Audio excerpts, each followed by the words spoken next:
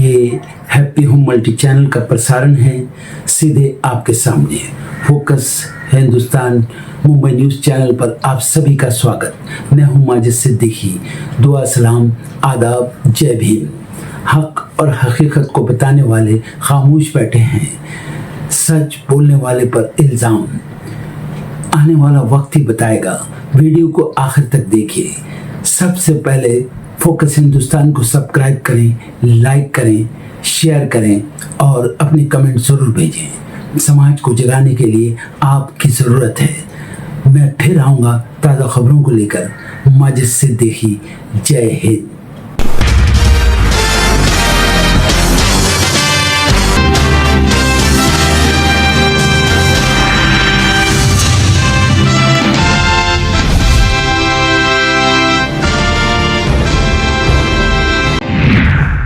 शिक्षा व्यवस्था को लेकर कांग्रेस की प्रेस कॉन्फ्रेंस आज। राष्ट्रव्यापी अभियान के तहत पार्टी के 28 वरिष्ठ नेता देश भर में छात्रों की गूंज के लिए प्रेस कॉन्फ्रेंस को करेंगे संबोधित।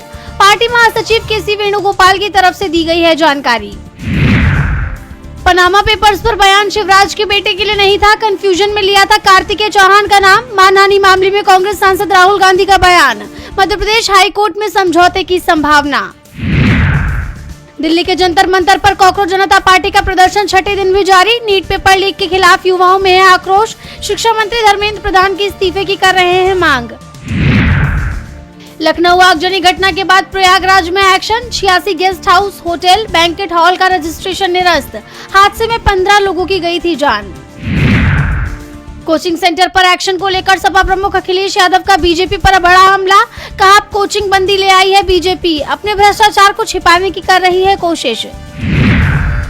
कांग्रेस महासचिव केसी वेणुगोपाल की चुनावी जीत को चुनौती देने वाली याचिका खारिज। सीपीआईएम नेता आरिफ ने 2024 लोकसभा चुनाव में अलप्पुझा सीट के नतीजों को दी थी चुनौती। केरल हाईकोर्ट ने कहा याचिका में कोई वैध कानूनी आधार नहीं। पटना फायरिंग मामला, खान सर जमानत मामले में 27 जून को होगी सुनवाई, तब तक गिरफ्तारी पर लगी रहेगी रोक। 9वीं कक्षा के पाठ्यक्रम में बदलाव, पढ़ाया जाएगा आपातकाल 1975 से 77 का विषय। न्यू एजुकेशन पॉलिसी 2020 के तहत किया गया है ये बदलाव। गुरुग्राम में आज ब्रिक्स देशों की ऊर्जा मंत्रियों की 2 दिवसीय बैठक शुरू। भारत की अध्यक्षता में हो रही है बैठक। सभी के लिए ऊर्जा थीम पर रहेगा फोकस। फीफा वर्ल्ड कप 2026 में दक्षिण कोरिया को दक्षिण अफ्रीका से चौंकाने वाली हार का करना पड़ा सामना। 0-1 से हारी एशियाई टीम, नॉकआउट में पहुंचना हुआ मुश्किल। 40 सेकंड में बैक टू बैक भूकंप के 2 झटकों से वेनेजुएला में भयंकर तबाही। 7.5 और 7.1 की तीव्रता के लगे झटके, 10,000 की जान जाने की आशंका। मलबे में तब्दील हुई राजधानी कराकस। वेनेजुएला में शक्तिशाली भूकंपों के बाद राष्ट्रीय आपातकाल घोषित। देश का मुख्य अंतर्राष्ट्रीय हवाई अड्डा बंद। आफ्टर शॉक का खतरा बरकरार, सुनामी अलर्ट जारी। होर्मुज पर टोल वसूला तो बातचीत तुरंत खत्म। अमेरिकी राष्ट्रपति ट्रंप की ईरान को चेतावनी। कहा ईरान को कोई पैसा नहीं देगा अमेरिका। स्पेन बहुत बुरा, फ्रांस इटली से भी निराश। नाटो चीफ मार्क रूटे के सामने फूटा अमेरिकी राष्ट्रपति डोनाल्ड ट्रंप का गुस्सा। कहा ईरान युद्ध में नहीं मिला साथ। परमाणु बम ही विश्व युद्ध से बचा सकता है, रूस का न्यूक्लियर हथियारों पर बड़ा बयान। यूरोप और अमेरिका की बड़ी चिंता। सोना 1200 रुपए तो चांदी 4000 रुपए लुढ़की। डॉलर की मजबूती, वैश्विक कमजोर रुझान और मौद्रिक नीति में सख्ती की उम्मीदों से कीमती धातुओं पर बढ़ा दबाव। डिजिटल पेमेंट में भीम की लंबी छलांग, साल भर में 3 गुना बढ़ा लेन देन। मई 2026 में 26,952 करोड़ रुपए का लेन देन, सामने आए आधिकारिक आंकड़े। भारत की वृद्धि दर 6.6% रहने का अनुमान। ऊर्जा तनाव, कमजोर मानसून और वैश्विक मंदी का पड़ रहा असर। S&P ग्लोबल रेटिंग्स में दावा। 2026 में महंगा होगा हवाई सफर, 25% तक बढ़ सकता है किराया। विमानन ईंधन संकट से आ सकता है उछाल, मैकिंजी की नई रिपोर्ट में दावा। नोएल टाटा ने ट्रेंट का चेयरमैन पद छोड़ने का किया ऐलान। करीब 3 दशक तक टाटा ग्रुप कंपनी का किया नेतृत्व। गवर्नेंस नियमों के तहत 70 वर्ष की आयु पूरी होने पर छोड़ रहे हैं पद। गायत्री की पुण्य जयंती इस बार मनाए। गायत्री की पुण्य जयंती इस बार मनाए। जाग जाए जिससे जन जन में जाग जाए।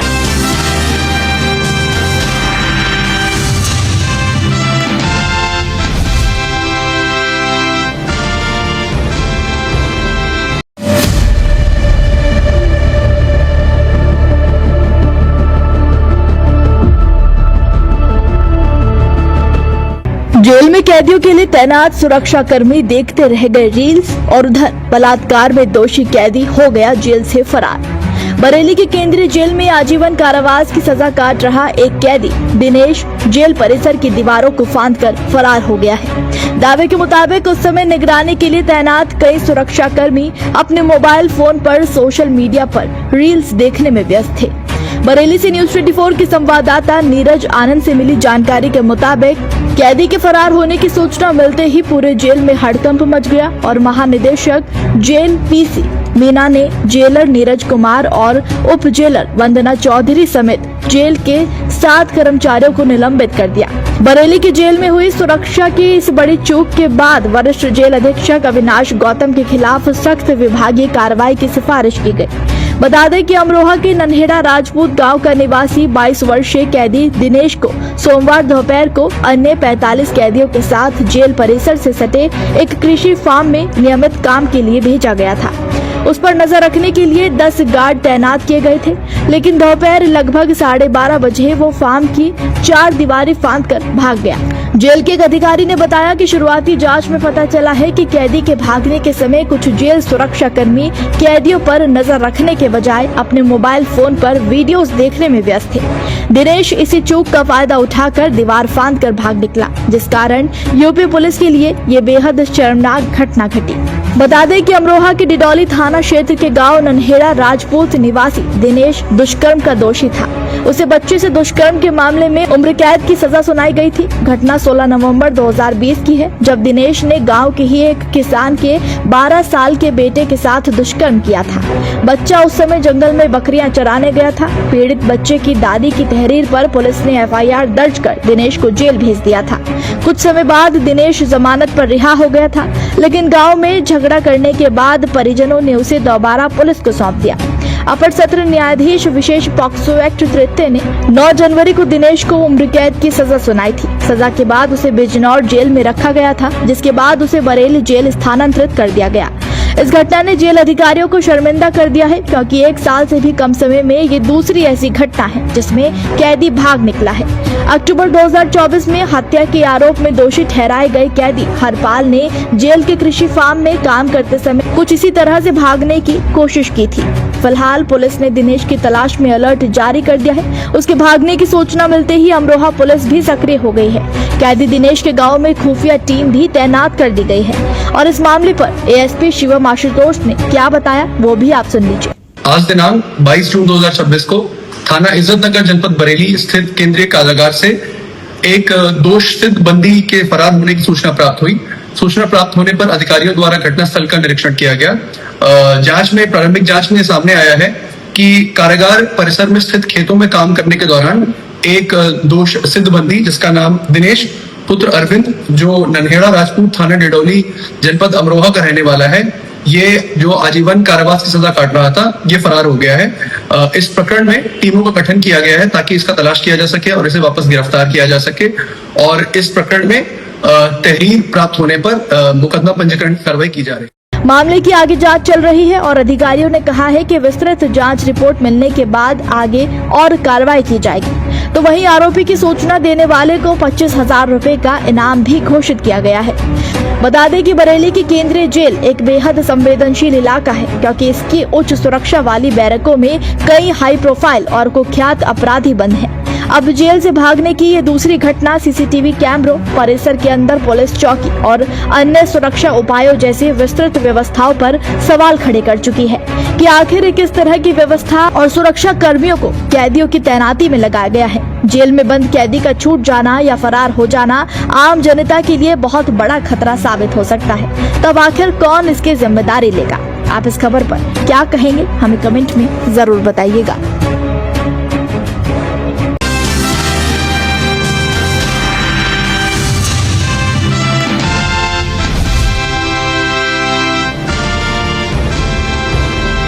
महाराष्ट्र में उस वक्त बड़ा सियासी भूचाल आ गया जब शिवसेना यूबीटी के 6 सांसद बगावत पर उतर आए। आपको याद होगा, बागी सांसदों ने ये दलील देकर पार्टी प्रमुख उद्धव ठाकरे का साथ छोड़ा था कि उनके क्षेत्र में विकास के काम करने के लिए पैसे नहीं हैं। उन्होंने साफ कहा था कि पैसों के कारण ही वो सत्तारूढ़ शिंदे गुट में शामिल होने के लिए मजबूर हुए हैं, लेकिन हकीकत तो कुछ और ही है। एक रिपोर्ट में खुलासा हुआ है कि इन बागी सांसदों को क्षेत्र के विकास के लिए जितना फंड दिया जाता था, उनका सिर्फ 1.07 से 26.84% तक ही खर्च किया गया है। केंद्र सरकार की MP लैड्स वेबसाइट के 3 साल के आंकड़ों से इस बात का पता चला है। जैसा कि आप जानते हैं कि MP लैड्स योजना के तहत हर सांसद को हर साल 5 करोड़ रुपए मिलते हैं, जिससे वे अपने क्षेत्र में जरूरी विकास कार्य करवा सके और सांसद निधि का जो पैसा खर्च नहीं होता है वो अगले साल के लिए अपने आप जुड़ जाता है। वहीं MP लैड्स पोर्टल पर उपलब्ध रिपोर्ट से पता चलता है कि शिवसेना यूबीटी के इन 6 बागी सांसदों के पास कुल करीब 100 करोड़ रुपए थे, लेकिन इन्होंने पिछले 2 वित्तीय वर्ष और इस साल की पहली तिमाही में औसतन सिर्फ 13 करोड़ 60 लाख रुपए ही खर्च किए। रिपोर्ट के मुताबिक हिंगोली के सांसद नागेश पाटिल आष्टीकर ने 26.84% फंड का इस्तेमाल किया। वहीं मुंबई के उत्तर पूर्व के सांसद संजय दीना पाटिल ने सबसे कम सिर्फ 1.07% फंड ही खर्च किया है। धाराशिव के सांसद ओबराजे निम्बालकर की बात करें तो उन्होंने 130 विकास कामों का प्रस्ताव दिया था और इनमें से सिर्फ 21 ही पूरे हो पाए हैं। वहीं परभणी के सांसद संजय जाधव ने 81 कामों की सिफारिश की थी, जिनमें से 25 पूरे हुए हैं। अब शिरडी के सांसद भाऊ साहेब वागचौरे को भी देखें तो 137 काम के प्रस्ताव उन्होंने दिए थे और इसमें से सिर्फ 2 ही पूरे हुए हैं। और यवतमाल के सांसद संजय देशमुख ने 113 कामों का प्रस्ताव रखा था, जबकि केवल 7 ही पूरे हुए हैं। वहीं अब MP लैड्स के पोर्टल पर दिए गए इन आंकड़ों से सरकार की पूरी पोल पट्टी खुलकर सामने आ गई है। हालांकि खुद के बचाव में कई सांसदों ने इन आंकड़ों को गलत बताया है, लेकिन अब बागी सांसद ही सवालों के घेरे में आ गए हैं। विपक्ष ने भी इन्हें घेर लिया है। इसी कड़ी में शिवसेना यूबीटी के सांसद संजय राउत ने कहा कि आंकड़ों से साफ पता चलता है कि सांसद MP लैड्स फंड को सही तरीके से खर्च करने में पूरी तरह असफल रहे। 14 करोड़ रुपए की धनराशि अभी तक खर्च नहीं हुई है। उन्हें इसका इस्तेमाल करने से किसने रोका था और अब वे किस फंड के प्रति वफादार हो गए हैं? यानी साफ है कि अब इन बागी सांसदों का झूठ पकड़ा गया है। अब देखना ये होगा कि क्या इस पर कोई एक्शन लिया जाएगा।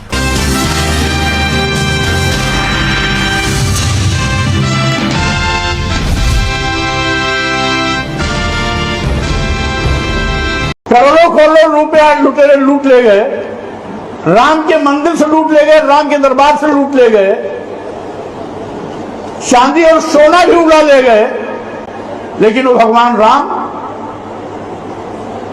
उन लुटेरों को सजा नहीं दे पाया, तो आपका भला क्या कर सकता है? जो अपने मंदिर की रक्षा नहीं कर सकता, वो आपकी रक्षा क्या कर सकता है? सवाल उठता है। करोड़ों रुपया लुटेरे लूट ले गए, राम के मंदिर से लूट ले गए, राम के दरबार से लूट ले गए, चांदी और सोना भी उड़ा ले गए, लेकिन वो भगवान राम उन लुटेरों को सजा नहीं दे पाया, तो आपका भला क्या कर सकता है? जो अपने मंदिर की रक्षा नहीं कर सकता, वो आपकी रक्षा क्या कर सकता है? सवाल उठता है।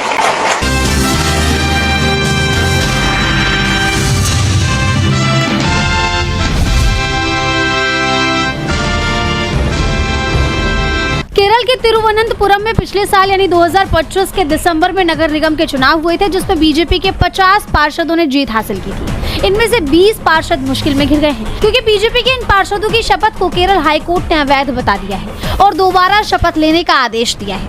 दरअसल तिरुवनंतपुरम में 20 पार्षदों ने अलग अलग हिंदू देवी देवताओं, भारत माता और शहीदों के नाम पर शपथ ली थी और अब इसी पर कोर्ट ने सख्ती बरती है। केरल हाईकोर्ट ने कहा कि इसमें एक्स्ट्रा कुछ भी नहीं जोड़ा जा सकता।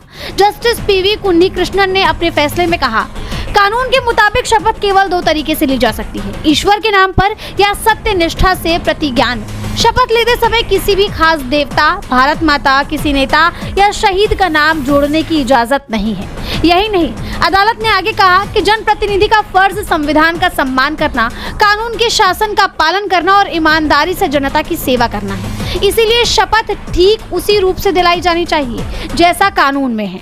नागरिकों को किसी भी देवी देवता की पूजा करने या किसी भी धर्म का पालन करने की पूरी स्वतंत्रता है, लेकिन कानून में शपथ के प्रारूप में किसी प्रकार का जोड़ या बदलाव स्वीकार्य नहीं है। वहीं कोर्ट ने साफ किया है कि बीजेपी के 20 पार्षदों को दोबारा शपथ लेनी होगी। वहीं कोर्ट के इस फैसले को बीजेपी की मनमानी पर रोक के तौर पर भी देखा जा रहा है।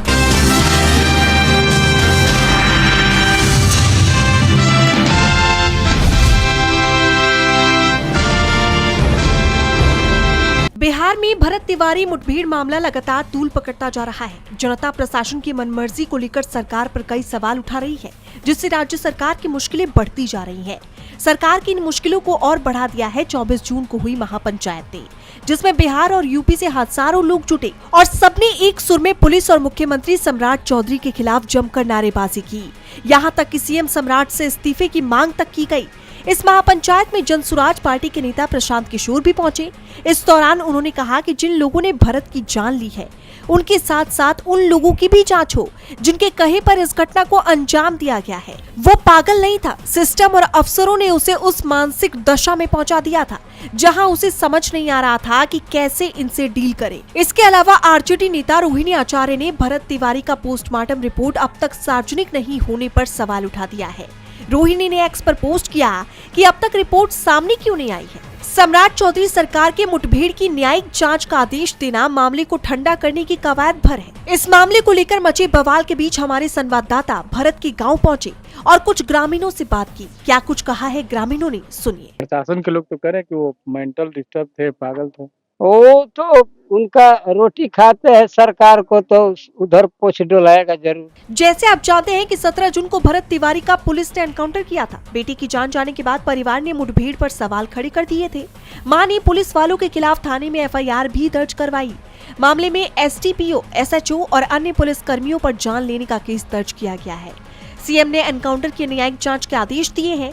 हालांकि ये जांच किस जज को दी जाएगी अभी ये साफ नहीं हुआ है। बता दें, इस मामले में विपक्ष के साथ साथ बीजेपी और जेडीयू के मंत्री और नेता भी एनकाउंटर से भड़के हुए हैं, जिससे सम्राट सरकार चौतरफा गिर गई है।